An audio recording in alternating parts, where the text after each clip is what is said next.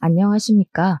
제 이야기를 들어주시는 여러분께 고개 숙여 인사부터 드립니다. 저는 벌써 인생을 60년 이상을 살아온 여자로 제 기구하고 고달픈 인생 이야기 한번 시원하게 털어보고 싶어 이 자리를 빌리게 되었습니다. 인생은 짧게 보면 비극, 길게 보면 희극이라더니 제 인생이 딱 그렇더군요. 항상 내일이 오지 않았으면 했는데 막상 60년을 살아보니 또 다른 모습이더이다. 제 이야기도 아마 똑같을 것 같습니다만 한자 한자 써내려가면서 제 울분과 제 상심, 제 상처까지 전부 내려놓으려고 하니 부디 끝까지 함께 해주시면 감사하겠습니다. 그럼 지금부터 저의 비극이자 지나보니 희극이었던 이야기를 시작해 보도록 하겠습니다. 저는 아주 가난한 시골 촌동네, 진짜로 이런데 사람이 살 수 있나 싶을 정도로 낙후된 촌동네에서 태어난 촌년입니다. 병원을 가려면 차를 타고 20분을 좁기 나가야만 했고, 마을 사람들 모두 자급자족하는 생활을 하시던 분들이었습니다. 전기는 겨우겨우 들어오게 되었지만 도시가스 같은 건 당연히 상상도 할 수 없는 동네였고 LPG 가스를 쓰고 있었습니다. 그나마 나중 들어 길이 닦여 차도 들어올 수 있으니 전기도 가스도 신식으로 변경이 되었지. 그 전에는 아궁이에 불 피워서 떼고 촛불에 의지하고 그랬습니다. 제가 살던 집만 해도 초가 지붕에 얹어진 그런 곳에서 10대를 보냈으니 말입니다. 요즘은 남아있는 집도 없어서 사진이나 민속박물관 같은 곳에서만 볼 수 있는 지푸라기 엮은 초가집. 저는 정말 어려운 집안에서 자랐습니다. 가난에서 벗어나지 못하는 집안임에도 불구하고 우리 부모는 아이를 줄줄이 낳았고 맞이인 제 밑으로 딸린 동생이 셋이나 있었습니다. 막내 아들을 낳기 위해서 줄줄이 딸을 셋이나 낳았던 것이었습니다.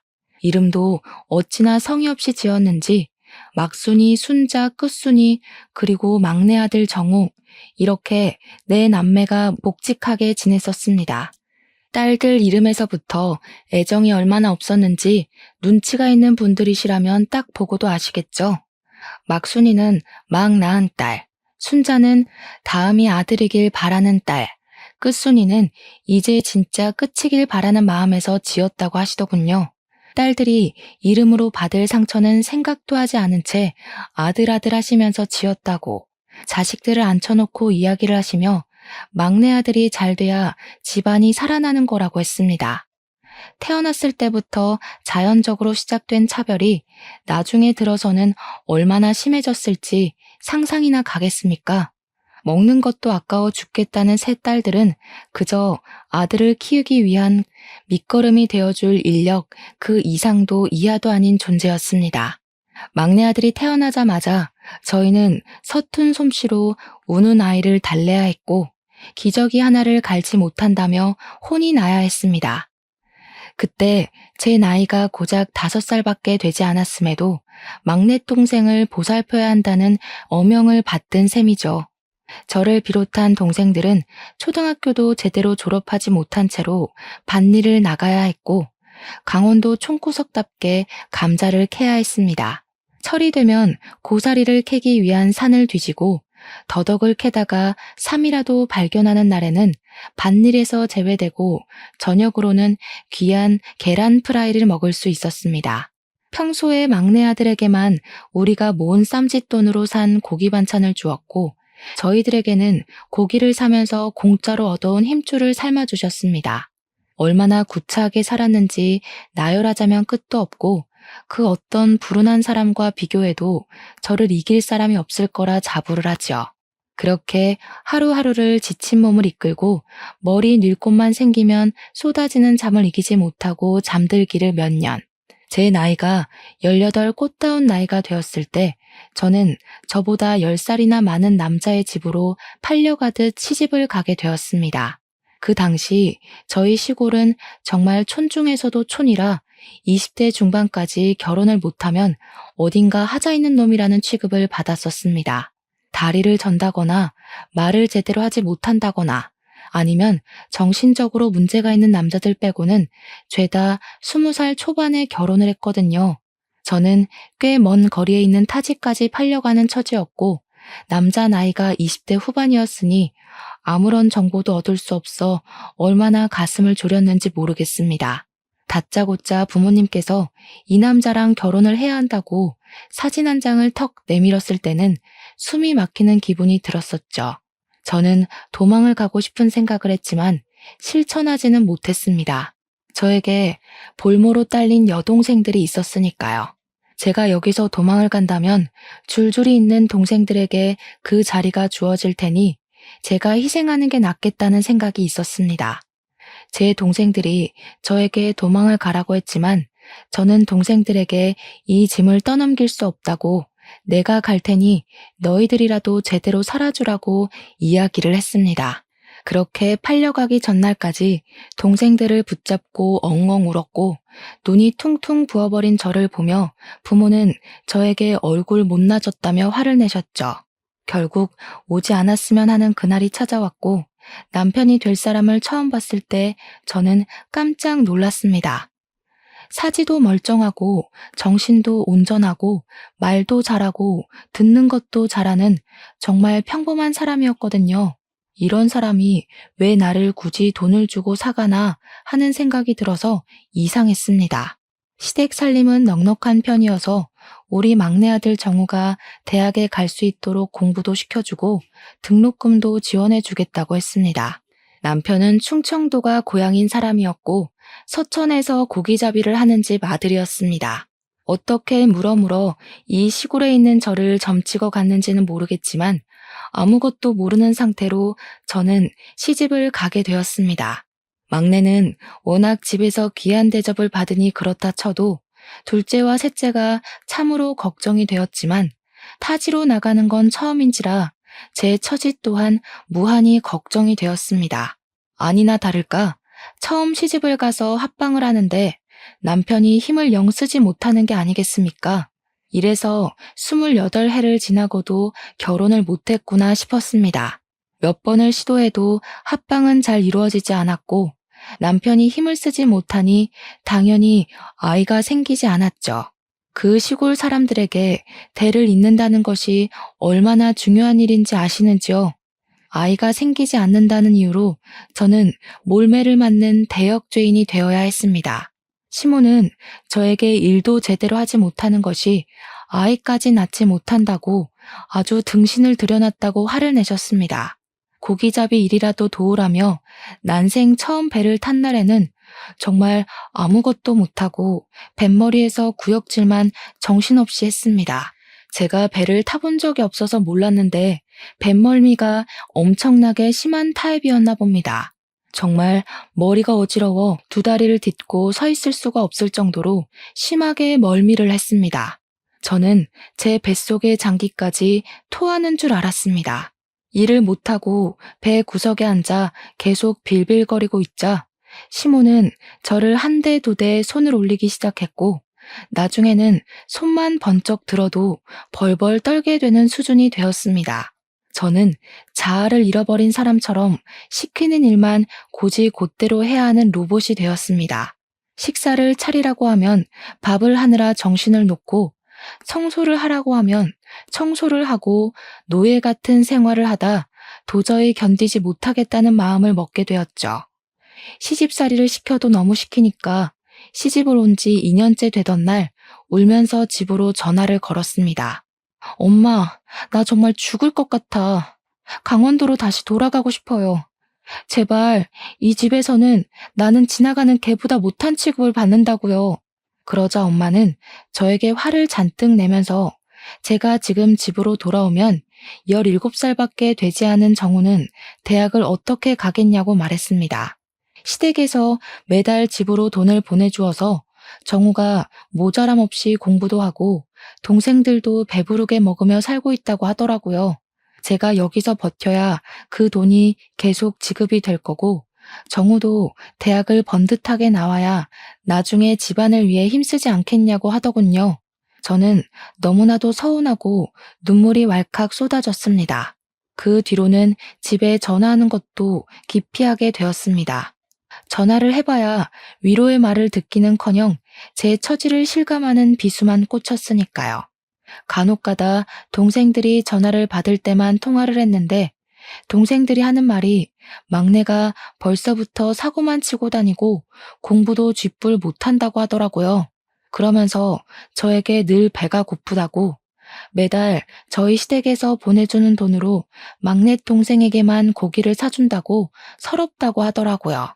저에게는 동생들이 배부르게 먹고 있다고 했는데 그게 모두 거짓말이었던 겁니다. 생각보다 결혼 장사가 부모 욕심에 차지 않았는지 순자는 20살이 되자마자 공장에 취직을 하게 되었습니다. 정우에게 들어가는 돈이 많다며 돈을 벌어와야 한다고 난리를 쳐서 어쩔 수 없이 공장에 취직을 했다는 것이었습니다. 아직 나이가 되지 않아 공장에 들어갈 수 없는 끝순이는 여전히 남의 집 밭일을 도우면서 하루를 보내고 있다고 하더라고요. 정말 제 억장이 다 무너지는 듯 했습니다. 제 처지가 너무 한탄스럽다 이야기하고 싶어서 전화를 걸었지만 동생들의 삶도 만만치 않더군요. 저는 결국 동생들에게 언니는 잘 지내고 있으니 너희는 조금만 버티다가 도망이라도 가라고 언지를 주었습니다. 저는 시댁에서 온갖 구박을 다 당하며 살고 있었지만 제 슬픔을 동생들에게 굳이 티내지 않았습니다. 그러던 어느 날 운명처럼 사건이 생기게 되었습니다. 고기잡이를 나갔던 시부모 둘이 사고를 당하게 된 것이었습니다. 그날은 태풍이 북상하고 있다는 태풍 예보가 한 차례 나온 날이었는데 고기잡이 배들은 정박을 하고 바다 근처에 가지 말라는 경보까지 울렸습니다. 하지만 다른 배가 뜨지 않으니 본인들이 후다닥 나가서 한 타임만 쓸고 오면 된다고 시모가 욕심을 바락바락 부린 것입니다. 남편은 태풍이 분다고 하니 위험하다고 고기잡이를 나가지 말자고 몇 번이나 말렸지만 시모는 그런 남편에게 그러니 네가 물러 빠진 거라고 욕을 퍼부었습니다. 나가서 일하겠다는 사람이 없으니 30분 이내로 돌아오겠다며 시부와 시모만 배를 타고 나갔습니다. 저에게도 같이 가자 몇 번이나 요구를 했지만 남편이 뱃멀미도 심한 사람인데 나가봐야 도움도 안 된다고 해서 저랑 남편만 두고 떠나셨습니다. 하지만 예상보다 빠르게 진입한 태풍으로 인해 파도는 너무나도 셌고 고기잡이 배는 전복이 되었고 시부와 시모는 시신조차 찾을 수 없게 되었습니다. 욕심을 부리더니 고기밥이 된 것이라며 마을 사람이 모두 입을 모아 그들의 우매함을 꾸짖었습니다. 갑자기 일어난 사고에 저와 남편은 놀라서 입을 다물 수가 없었고 시신 없는 장례를 치러야 했지만 솔직히 저는 속으로 너무 기뻤습니다. 저를 구박하던 두 사람이 한순간에 사라진 것도 그렇고 천벌을 받아 지옥으로 떨어졌을 거라 믿어 의심치 않았거든요. 문제는 장례를 다 치르고 나서 유일한 밥벌이 수단이었던 배가 사라지고 나니 우리 남편이 할 일이 사라진 것입니다. 배를 다시 사자니 그만한 돈이 없었고 당장 다른 일을 알아보자니 남편에게는 할 줄 아는 것이 고기잡이밖에 없었던 거죠. 다른 집 배를 타자니 뱃삭이 적고 이리저리 재고 따지다가 결국에는 동네 어르신의 도움을 받게 되었습니다. 어르신은 수산 경매 쪽에서 오래 터를 잡고 일을 하시던 분이었는데 남편이 전전긍긍하고 있으니 수산 경매일을 해보라 권유해 주셨던 겁니다. 남편은 더 이상 놀고 먹다가는 둘 다 손가락만 빨게 생겼다면서 수산 경매일에 뛰어들었습니다. 남편에게는 수산 경매일이 뱃일보다 훨씬 적성에 잘 맞았는지 아주 빠르게 적응을 해가기 시작했습니다. 저는 그런 남편을 도와서 무슨 일을 하면 좋을까 고민을 하다가 남편의 경매장에서 생선을 싸게 구입해 올 수 있다는 것을 알아차렸습니다. 그러고는 수산 경매장 옆에 있는 시장에서 생선을 싸게 떼와 팔기 시작했습니다. 처음에는 생선 눈깔이 정말 죽기보다 싫었는데 적응해 가니까 점점 괜찮아지더라고요.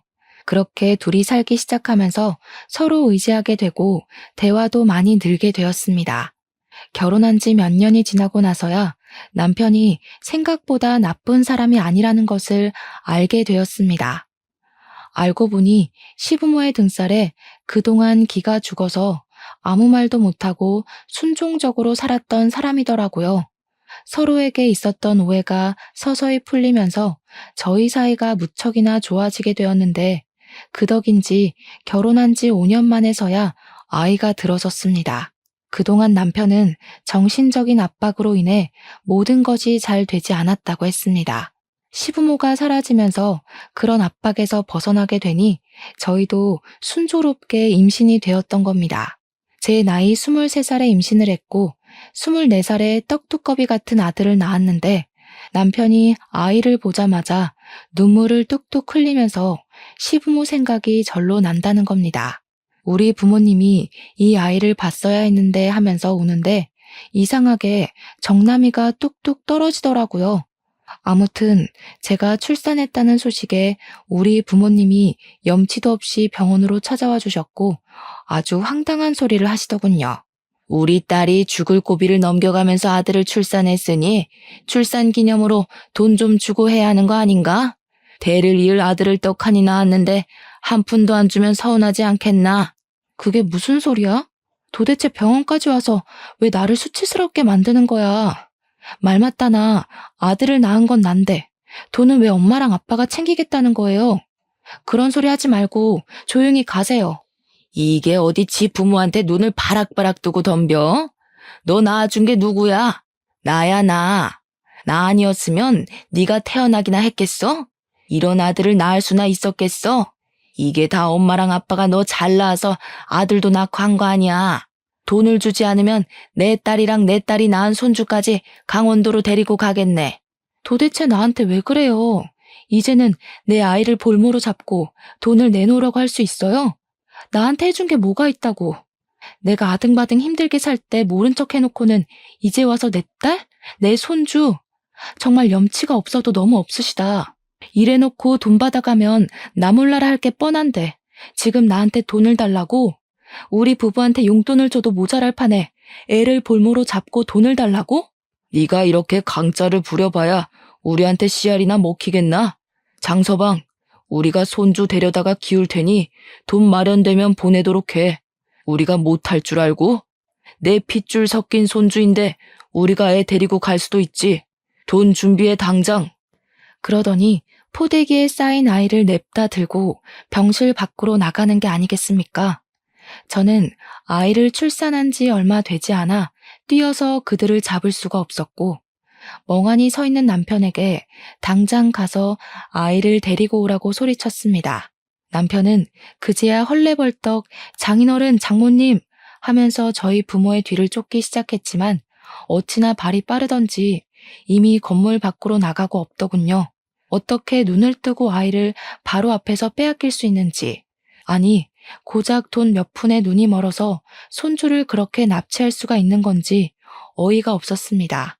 정말 화가 나서 저는 간호사 선생님에게 아이가 납치되었다고 빨리 경찰에 신고를 해달라고 말씀을 드렸고 간호사 선생님도 놀래서 신고를 해주셨습니다.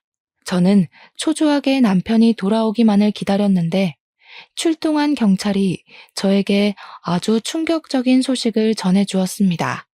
경찰차가 출동을 했고 병원으로 달려오는 중 사거리에서 웬 남자가 차에 치였는데 그 앞에 아이를 안고 있는 노부부가 있더랍니다.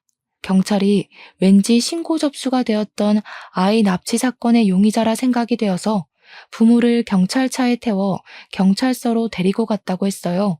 그러면서 아이를 데리고 왔더라고요. 포대기에 쌓인 아이는 우리 아이가 틀림없었습니다. 그렇다면 차에 치인 남자는 바로 제 남편이지 않겠습니까?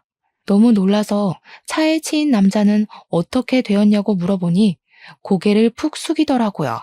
남편이 횡단보도 신호가 끝나갈 무렵 납치 용의자를 쫓기 위해 무단 횡단을 하다가 차에 치여서 지금 이 병원 응급실로 이송이 되었지만 사망을 했다고 하는 겁니다.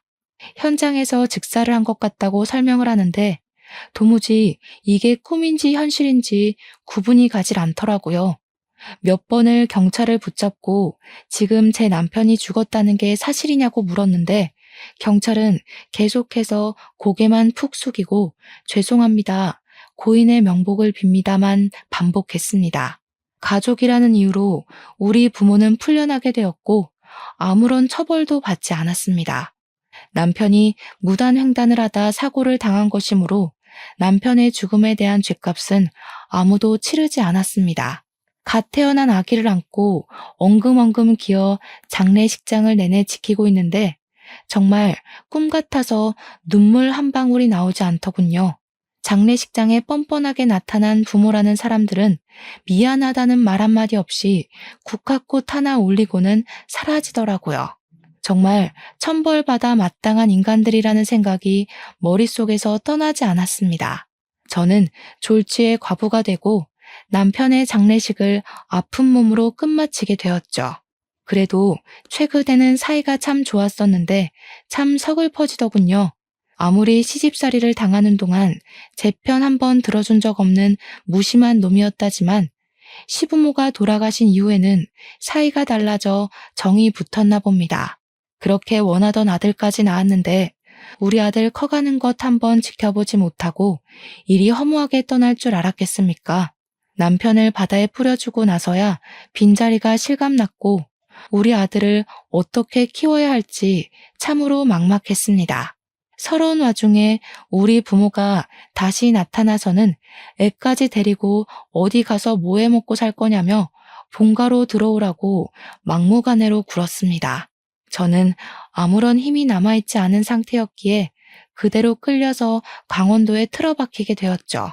본가에 가서 딱 3일간 죽은 사람처럼 지내고 있으니 저에게 삿대질을 하며 정신 차리라고 돈을 벌어오라고 화를 냈습니다.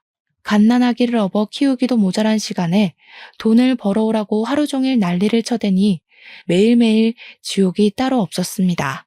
제가 서천에서 지내는 동안 둘째와 셋째마저 팔려가듯 시집을 가게 되었더라고요. 그들에게서 받은 돈으로 막내 아들 정우의 뒷바라지를 하고 있었는데 이놈이 대가리도 나쁜지 대학 시험에서 낙방을 하고 있었습니다. 재수를 한다, 삼수를 한다 하며 집안에 있던 돈은 다 털어가더니 결국에는 계속된 실패에 술독에 빠져 살고 있더라고요. 우리 부모는 그때에도 정신을 차리지 못하고 술을 퍼먹는 아들의 술값을 대주고 있었습니다. 저는 결국 이 집안의 생계를 책임져야만 했고 우리 아들에게 먹일 분유값이 필요했기에 매일같이 밭일을 나가 하루 일당을 벌어오게 되었습니다. 아기가 차라리 조금만 더 컸어도 공장에 취직이라도 할 텐데 아직 너무 아기라 떼어놓고 10시간씩 일을 하는 건 무리였습니다. 그렇게 악착같이 버텨가며 1년을 보내고 우리 아들이 돌이 되었을 무렵 정우는 4번째 대학 입학시험에서 낙방을 했습니다. 그러자 그렇게 믿어 의심치 않던 우리 부모도 정우에게 막말을 쏟아부으며 탓을 하더라고요. 에라이 돌대가리야. 여태까지 너 공부시킨다고 쏟아부은 돈이 얼마인 줄 알아? 그 돈이었으면 우리 아파트 샀다. 다 썩어 빠진 집에 살면서 네 뒷바라지를 그렇게 했으면 떡하니 대학 붙어서 의사가 되어야지. 허구한 날 술만 처먹고 공부는 하지도 않고. 그래서 어떻게 의사가 돼서 우리를 호강시켜줄 셈이냐? 그 말에 동생은 엄청나게 화를 내며 집안을 뒤집어 엎기 시작했습니다. 정말 고래고래 소리를 지르며 집안 집기를 다 던지는 바람에 우리 아기가 깨서 엉엉 울기 시작했죠. 내가 언제 의사가 되겠다고 했어? 그게 다 엄마 아빠 욕심이었지. 나는 그냥 대충 살다 대충 죽으려고 했다고. 그리고 술값 대준 게 언젠데? 언제는 나보고 스트레스 풀 겸 술이나 마시라더니 왜 이제 와서 딴소리야? 내가 언제 의사한다고 했어? 그리고 애새끼는 왜 이렇게 울어대는 거야? 정신 사납게. 이딴 집구석에서 공부를 하라고? 퍽이나 되겠다. 우리 아이가 엉엉 우니 부모도 정우도 애 때문에 정신 사납다며 화를 냈고 저는 그 밤늦은 시간에 아이를 업고 밖으로 나왔습니다.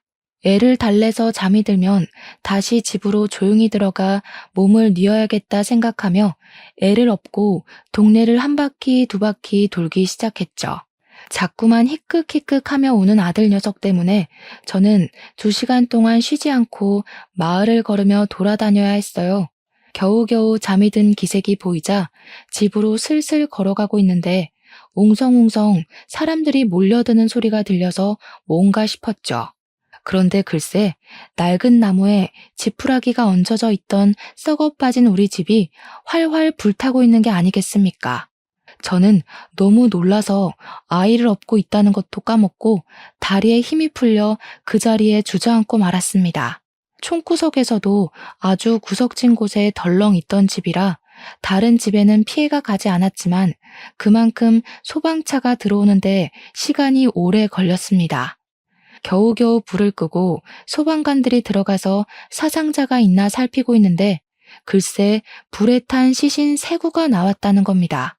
불에 새카맣게 타버려서 신원 확인을 하려면 오래 걸릴 것 같다고 하는데 제가 우리 부모와 막내 동생 같다는 이야기를 했습니다. 그러자 주변에서도 너도 나도 증언이 이어지기 시작했습니다. 다 깨부수는 소리가 났다. 너 죽고 나 죽자 하는 소리를 들었다. 하도 시끄러워서 찾아오니 불이 났더라. 원래 저 집 아들이 술 먹으면 개가 되는데 오늘 저녁쯤에 술병 4-5개 들고 집에 가는 걸 봤다. 지 부모 맨날 죽이겠다고 협박도 했잖아 하는 증언들이요. 늦은 밤이라 조용한 산골 마을에 모든 소리가 울려 퍼졌나 보더라고요. 저는 참고인 자격으로 경찰서에 가서 조사를 받게 되었습니다. 내내 밭일을 하고 잠도 제대로 자지 못해 꾸벅꾸벅 졸면서 조사를 받는데 있는 그대로 전부 이야기를 했죠. 동생이랑 부모가 다투는 소리에 애가 깨는 바람에 어쩔 수 없이 다시 재우려고 밖으로 나왔다고요. 처음에는 제가 나가고 얼마 있지 않아 사고가 나서 그런지 저도 용의자로 올라갔었는데 제가 애를 안고 마을을 내내 돌았고 딱히 협의점을 찾을 수 없는지 풀어주더라고요. 저는 모든 게 까맣게 타버린 집으로 돌아가 아무것도 건지지 못하고 오갈 곳 없는 신세가 되었습니다. 그러던 도중 남편이랑 저랑 살던 전셋집이 생각이 났습니다. 부랴부랴 부모 손에 이끌려 강원도로 오느라 짐도 빼지 못하고 전세 기간도 남아있던 그 집 말입니다. 전셋집에 찾아갔더니 다행히도 집주인분께서 다음 달에 전세가 만료된다고 하시면서 재계약을 할 거냐고 저에게 물어보시더라고요. 세간 살림에도 먼지가 쌓여 있긴 했지만 그럭저럭 다들 쓸만한 수준이었습니다. 하지만 남편이 죽고 난 빈자리가 꽤 크게 느껴졌기에 그 집에서 아들과 둘이 산다는 것은 마음이 편치 않더라고요. 전세를 연장하지 않기로 했고 저는 그 돈으로 아들과 둘이 살만한 적당한 집을 구할 수 있었습니다. 은행에 가서 이것저것 정리하고 이사 준비를 다 한 뒤 아들과 새 집에 들어가서 어떻게 살아야 하나, 뭘 해야 하나 막막해하던 순간 모르는 번호로 전화가 걸려오더군요. 우리 부모의 사망보험금을 수령하라는 전화였습니다. 수익자가 막내 동생 이름으로 되어 있었는데 막내 동생까지 같이 하늘로 가버렸으니 남은 가족이 수령을 해야 한다는 이야기를 들었습니다. 저는 시집간 2 동생들과도 겨우겨우 연락이 닿았고 부모님의 사망보험금을 수령해서 동생들과 정확히 3등분으로 나눴습니다. 그렇게 나누고 나니 수중에 3천만 원 정도 되는 거액이 생기더라고요. 처음부터 끝까지 도움이 안 된 부모였지만 죽고 나서 돈이라도 챙겨주니 감사하더군요. 동생들과 돈을 나누며 우리 부모는 천벌 받은 거라고 아들이랑 같이 하늘나라에 가서 오순도순 살라며 낄낄거리고 헤어졌습니다. 그렇게 예상하지 못했던 보험금을 수령하고 나니 우리 남편의 사망보험금은 없었나? 하는 생각이 들어서 이리저리 보험회사를 돌며 알아보게 되었습니다. 그런데 글쎄 우리 남편의 사망보험금은 물론이거니와 시부모의 사망보험금에 배에 들어있던 보험까지 있었던 게 아니겠습니까? 저는 순식간에 목돈이 생겨버렸고 아들을 키우는데 부족함이 없는 재산이 생기게 되었습니다. 저를 괴롭히던 모든 것들에게서 불을 얻게 되고 이게 꿈인지 생시인지 통장에 찍힌 돈을 보면서 눈만 껌뻑거렸습니다. 저는 이 돈을 허튼 데 쓰지 않고 아들을 위해서 쓰기로 결심을 했습니다. 그 뒤로 저는 서천에 완전히 자리를 잡고는 할 줄 아는 일이 생선 손질을 해서 파는 일이었기에 그 일에 집중을 하며 살았습니다. 그런데 이상하게 수산시장에서 같이 생선을 파는 상인들이 저를 하나둘 피하는 듯한 느낌이 들었습니다. 처음에는 제가 다시 돌아와 자리를 잡기 전이라 경쟁 상대로 봐서 그런가 보다 하고 넘겼는데 시간이 지날수록 따돌림이 심해지는 것 같았습니다. 알고 보니 상인들 사이에서 제 팔자가 드세도 너무나도 드센 여자라고 소문이 퍼지기 시작해서 저를 피해 다녔다는 걸 알게 되었습니다. 저 여자 말이야. 생긴 건 조용조용하게 생겨서 팔자가 드세도 굉장하게 드세다면서 시부모도 죽고 남편도 사고로 가버리고 거기다가 지 부모의 동생까지 불타 죽었다던데? 그러니까 말이야. 시부모는 물에 빠져 죽고 남편은 교통사고로 죽어 지 부모는 불타 죽어. 아주 삼박자 제대로지 뭐야? 저렇게 기구하고 드센 팔자랑은 가까이 가면 기빨려서 안 되는 거 알지? 또 어찌 알아? 우리까지 큰일 날지. 그런 이야기가 돌고 돌아 결국에는 제 귀에까지 들어오게 된 것이었습니다. 저는 제 아들을 데리고 생선 장사를 하고 있었는데 우리 아들이 그 말을 들을까 무섭기도 하고 화도 나고 했습니다. 결국에는 저를 앞에 두고서 속닥속닥 들리게 말을 하는 상인들에게 버럭 화를 냈습니다. 나에 대한 뒷말을 왜 그렇게들 하고 다니는 겁니까? 누가 들으면 제가 물에 빠뜨리고 사고 내고 불 지른 줄 알겠소. 저는 그때부터 아들을 지켜내겠다는 엄마의 마음으로 상인들을 피하지 않고 맞서 싸우기 시작했습니다.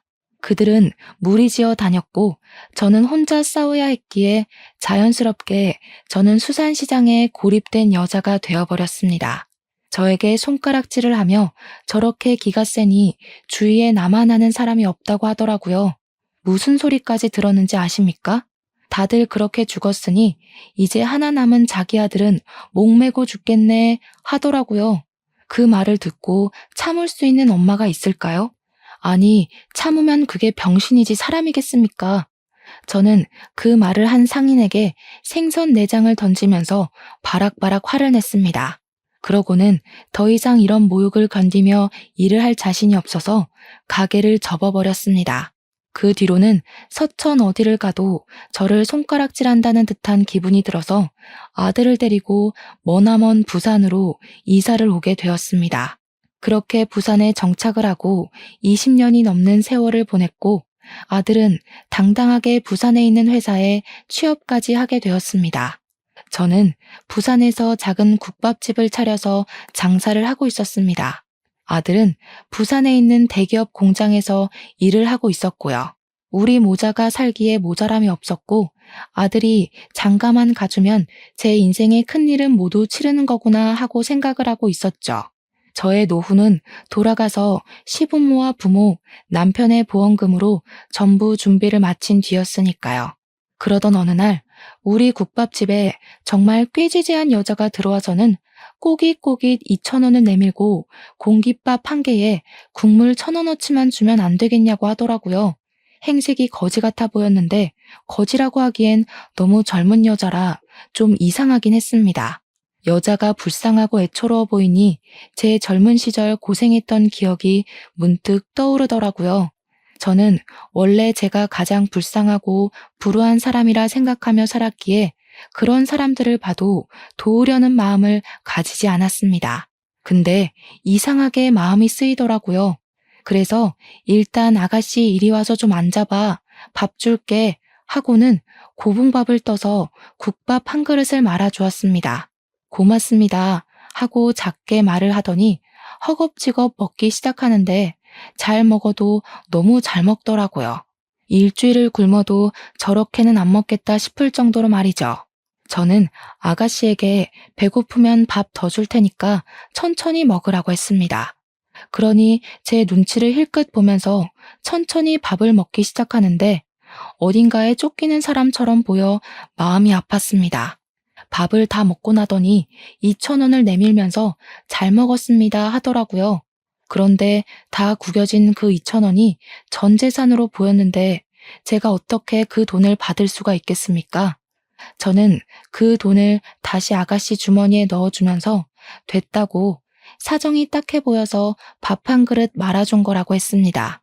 그러니까 그 아가씨가 갑자기 눈물을 뚝뚝 흘리면서 나중에 꼭 갚겠다고 정말 감사하다고 하는 겁니다. 순간 느낌이 싹 들어오는데 이상하게 이대로 그냥 보내면 안 될 것 같더라고요. 아가씨, 혹시 어디 일할 곳 있어? 아니요.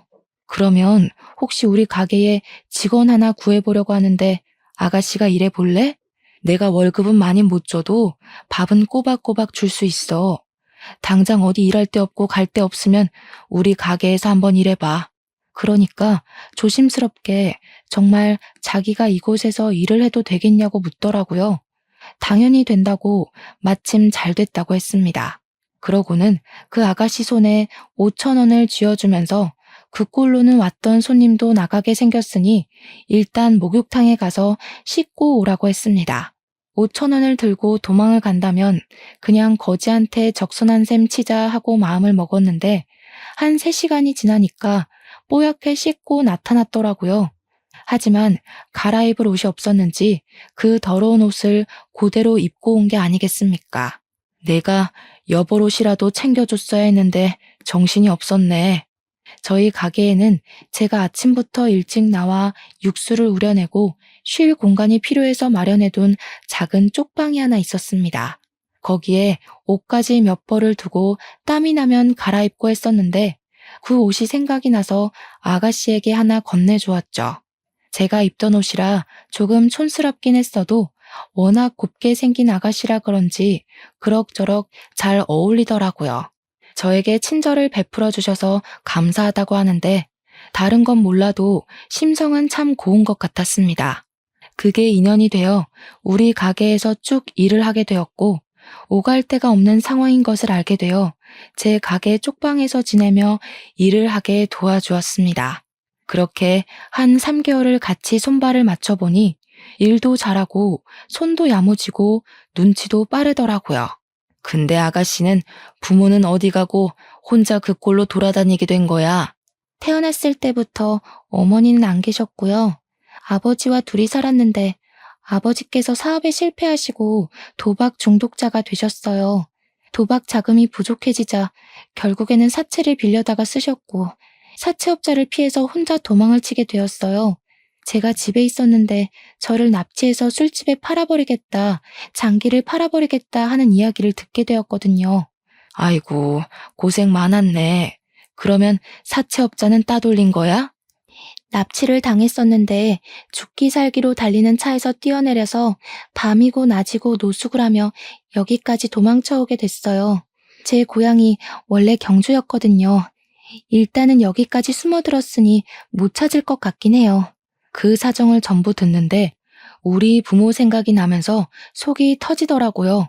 저는 어떻게든 아가씨에게 도움을 주고 싶어서 우리 국밥집 단골 변호사한테 물어보니까 그런 빚은 상속을 포기하면 된다고 하더라고요. 원래 부모의 빚을 자식이 갚을 의무가 없다고 하길래 저희는 당당하게 나가기로 했습니다.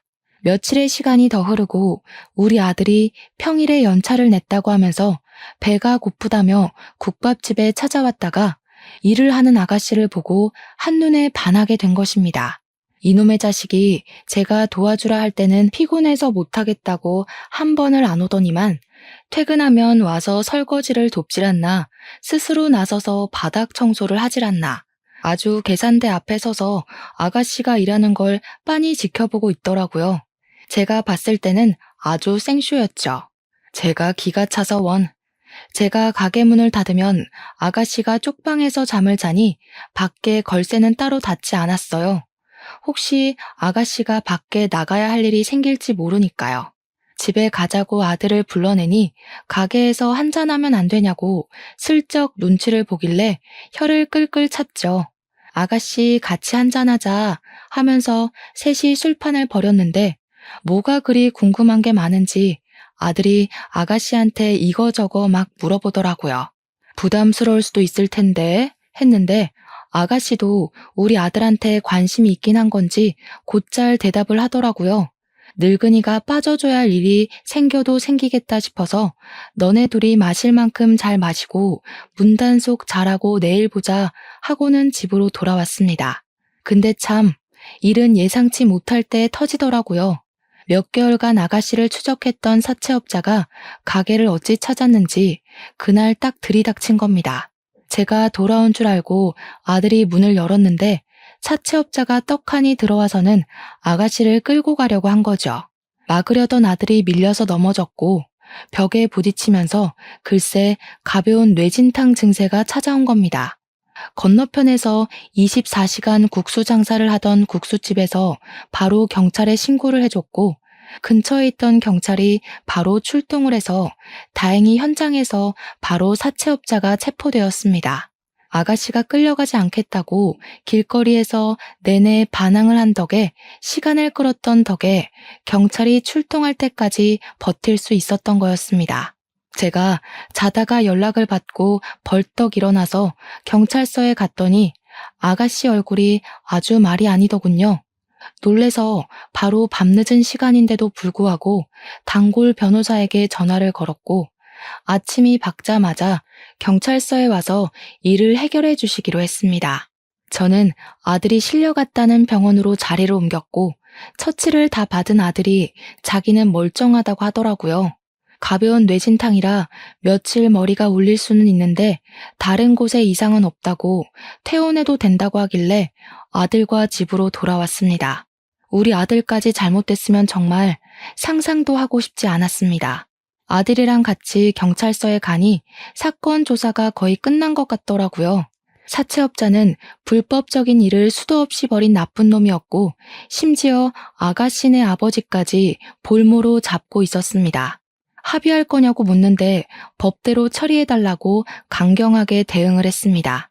나중에 그 아버지란 작자도 풀려나서 아가씨를 염치도 없게 찾아왔는데 아가씨가 아주 강경하게 말을 하더라고요. 당신을 가족이라고 생각하지 않기로 했어요. 저는 도대체 무슨 죄가 있어서 이런 일을 당해야 해요? 계속해서 도박을 하던 술을 마시던 이제 우리는 남처럼 지내요. 연락도 하지 마시고 조용히 살다 조용히 죽으시라고요. 저한테 피해 오지 않게 해주시고 앞으로 절대로 저 찾아오지 마세요. 아버지란 작자가 양심은 있는지 그 길로 뒤도 돌아보지 않고 떠나더군요. 마음의 빈자리는 우리 아들과 제가 채워주기로 결심했습니다.